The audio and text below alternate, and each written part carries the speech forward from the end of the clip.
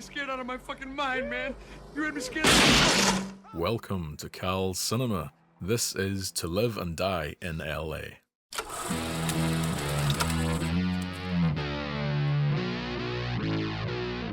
First off, welcome back. I know it's been a while. You can bet I've missed you as much as you've missed me. But when you've got a sick dog and some other stuff going on, it's kind of hard to get enough time in the day to make videos. But now here we are, and with another movie to cover. This time it's To Live and Die in LA, a typically 80s action film in some ways, and in others a very different take on the genre, as we'll get into. Starring William Petersen and Wait, that's Willem Dafoe? Really? Yes it is. Anyway, TLADILA, which I'm pretty sure no one has ever called it before, is as good a film as any for us to get back at it with.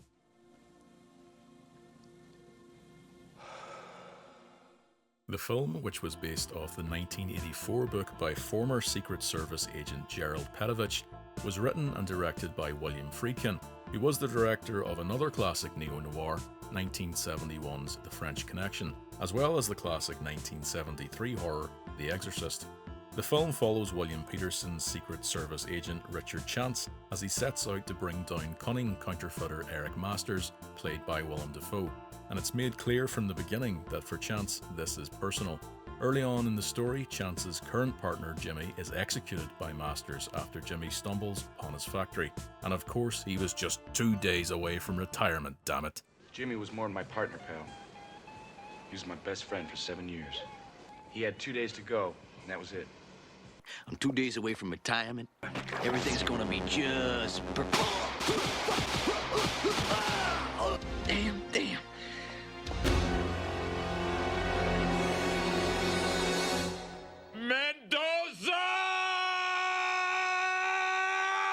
If that strikes you as a little cliche, then you're not alone. Jimmy's early death is practically telegraphed from his few lines with Chance while still alive, albeit in a way that's enjoyable when watching this type of film. You know what you're in for. Other cliches include this line, I'm getting too old for this shit. Along with sleeping with your female informant, because why the hell not? It's 1985 and she can't really say no. Or at least that seems to be creepy Chance's attitude. And as we saw at the start of this video, the action staple that has become the LA River car chase.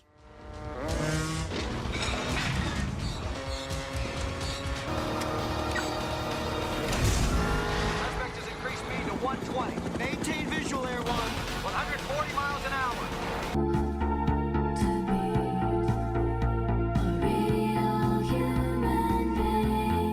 I know that last one wasn't the chase at all, but I just really like Drive. To Live and Die in LA's car chase scene is up there with The French Connections for one of the best of all time, and is reason enough alone to check the film out, or both films if you've seen neither.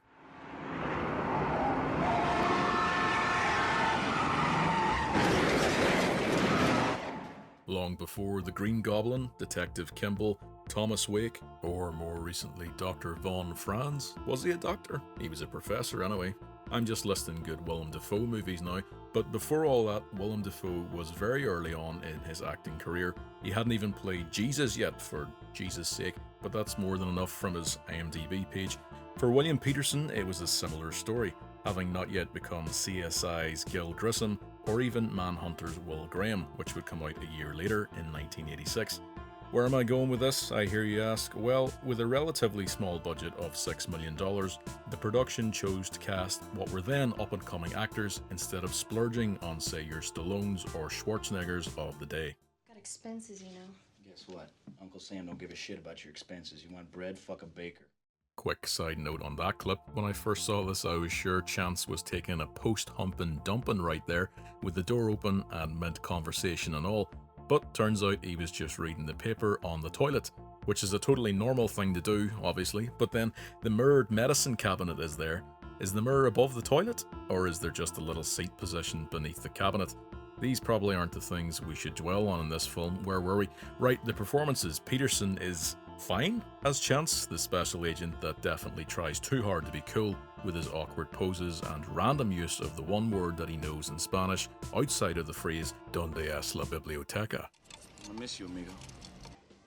Let me tell you something, amigo. Just like we planned, amigo.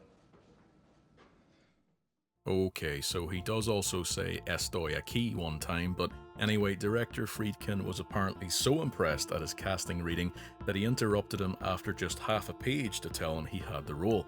If that's anything to go by, then Dafoe must have been cast after one paragraph, because his portrayal of the cold counterfeit mastermind Eric Masters is so utterly convincing that I think it carries the entire film. 18th century Cameroon. Yes?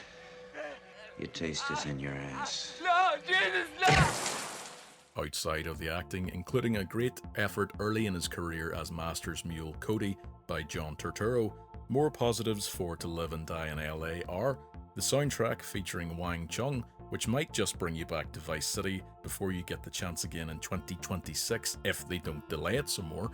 There's also one plot point concerning Chance's character later on, but before we get into spoilers around To Live and Die in LA, here's your chance to go and watch the film and come back, or feel free to skip ahead to the score.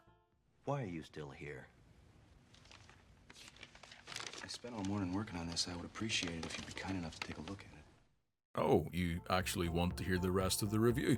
Well, that probably means you're liking the video so far, so if you want, go ahead and hit subscribe to be notified of future reviews on 80s action. You're beautiful. The ones that skipped ahead, they didn't get called beautiful. They'll never know. From the start of the film, after his beloved partner, and let's not forget, amigo, Jimmy Hart is killed by Masters, Chance becomes slowly more and more reckless, not to mention unhinged in his quest for revenge. I haven't read the book and therefore don't know if the events play out the same, but I thought it was a bold choice to have the film show Chance's luck running out given all the crazy shit that he pulls. In an age with invincible action stars, To Live and Die in LA stands out for grounding the action in having its main character get brutally shot in the face mid-arrest, just as we think he's finally got his man and avenged his partner. Talk to me, man. Talk to me. Talk to me! The fact that villain Masters is burned alive by Chance's new partner and eventual full-on replacement Vukovich, right down to his clothes, his car, and his captive girlfriend for some reason, is almost an afterthought after the shock of Chance's death. Although maybe having Vukovich almost become Chance is the point. The never-ending cycle of violence in this version of Los Angeles swallows up criminals and shady special agents alike.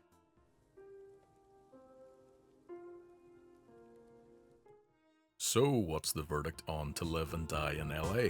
Well, for being a lower budget film, it manages to pull off some riveting action sequences, and the acting ranges from serviceable to engrossing in the case of Dafoe. It might be riddled with what we can now decades later identify as clichés and overused tropes, but over its near 2-hour runtime, the gritty neo-noir never comes close to dragging, and overall more than entertains with its effortlessly cool 80s action. To Live and Die in LA gets an 8.1 out of 10. We did it, man! We made it, baby! We did it! God damn it, we did it! So, what did you think of To Live and Die in LA? Did you roll your eyes at Jimmy Hart's retirement plans, or were you wondering like me if you could get into printing your own money like Masters in that weirdly upbeat montage?